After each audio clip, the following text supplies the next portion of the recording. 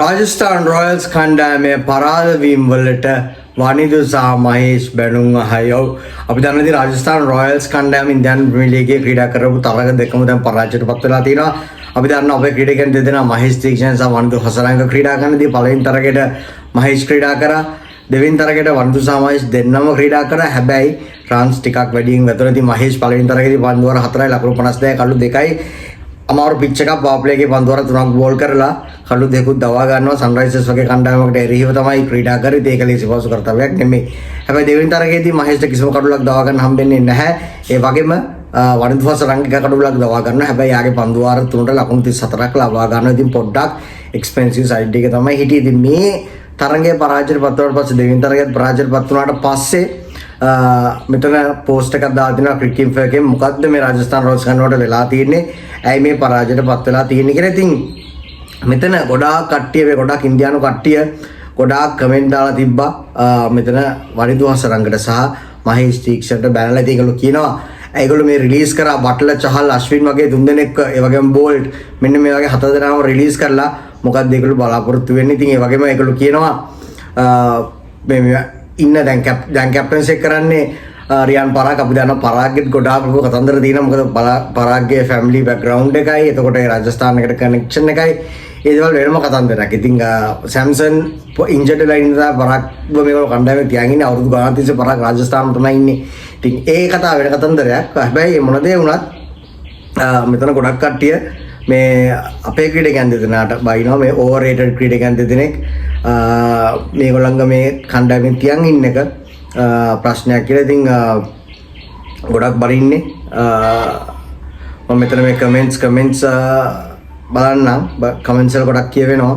සමහර කමෙන්ට්ස් මම කියවන්නම්. මෙතන තියෙන ඒවා මෙතන තියෙනවා මේ රකිල් කියන කෙනා ගොඩක් ලොකුට බැලලා තිනවා. එයා එතන අන්තිමට කියනවා why not spend a little more to get back Ashwin or Chahal instead of wasting money on overrated Sri Lankan spinners losing the precious overseas spot. ඒවල මේ ලංකන් ස්පිනර්ස් දෙන්න overrated කියලා තමයි කියන්නේ. මේ අර හිතන තරම් හොඳ ස්පිනර්ස් දෙන්නෙක් නෙමෙයි. ගොඩක් කොට පුම්බලා තිබ්බට අපි දන්නවා මහේෂ් තීක්ෂණ ODI වල අංක එකේ පන්දු යවන්න, වනිදු හසරංග T20 වල අංක එකේ පන්දු යවන්න වෙලා හිටියා. දැන් අංක 4 ඉන්නවා. හැබැයි මේගොල්ලෝ කියන්නේ මේගොල්ලෝ මේ ඇවිල්ලා useless පන්දු යවන්න දෙදෙනෙක් overrated ගොඩක් ඒ වගේ ක්‍රීඩකයන්ව කණ්ඩායම තුල තියන් ඉන්න ඕනේ නැහැ. ඒගොල්ලන් ටිකක් වැඩිපුර වීදම් කරලා චහල්ව ඒ කට්ටියව තියන් ඉන්නේදීව චහල් බෝල්ට වගේ කට්ටියව තියන් ඉන්න තිබ්බටින් තේරෙන්නේ නැහැ මොන වගේ ඩිසිෂන් එකක්ද මේගොල්ලෝ මේ අරගෙන තියෙන්නේ කියලා. මේ ලංකන් ස්පිනර්ස් දෙන්නව තියන් ඉන්න එකෙන් ඉතින් එතන අර ආචටක් බයිනවා ඒගොල්ලෝ. අපි දන්නවා ආචට අම්බායට වැදුනා.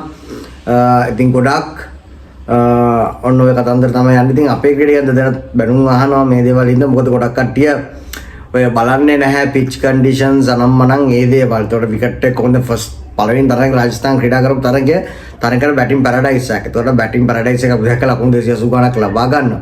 එතකොට අනිවාර්යයෙන්ම පන්දු යවන්නට අම්බානේට වදිනවා. හැබැයි පොඩ්ඩක් ඒගොල්ලෝ තේරුම් ගන්න ඕනේ මහේෂාගේ එක්කෙනෙක් පවර් ප්ලේ එකේ ට්‍රැවිස් හෙඩ්, ඉෂාන් කිෂාන්, අභිෂේක් ශර්මා වගේ පිටිකරුවන්ට පන්දු යවලා පන්දු වර 4 ලකුණු 52කට දානවා කියලා කල්ලු දෙකකුත් ලබා ගන්නවා කියලා කියන්නේ ඒක ඇත්තටම හොඳ අචීව්මන්ට් එකක්. හැබැයි දෙවෙනි තරගයේදී කොල්කටා එක තරගයේදී තරගකට ස්පිනර්ස් ළඟින් තමයි තරගය වෙනස් වුනේ.